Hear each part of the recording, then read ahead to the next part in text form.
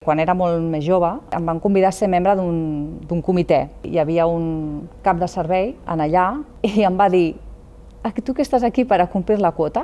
Que jo em vaig quedar que li hagués dit 4 coses. Evidentment no vaig fer-ho. Ara, avui en dia, potser li hagués contestat, no? L'anècdota també és estar a la consulta o estar en una guàrdia. Si hi ha un noi al costat, és molt probable que es dirigeixin al resident de primer any com a doctor i a nosaltres d'una altra manera. Sí. Ens costa més arribar a tenir, per exemple, un complement de coordinació, un cap de servei, un cap de departament.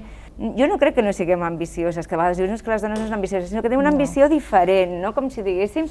En general, sí que la maternitat afecta a la carrera científica de moltes dones i moltes dones acaben deixant la ciència perquè són mares.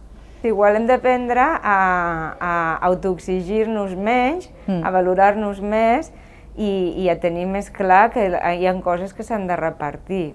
Perquè els ho devem, no? A les nostres besàvies, a les nostres àvies, perquè jo crec que moltes d'elles no van tenir les oportunitats que nosaltres hem tingut, sobretot perquè en un futur a mi m'agradaria que no hi hagués cap nena que pensés que no pot fer el que ella vulgui pel fet d'haver nascut nena.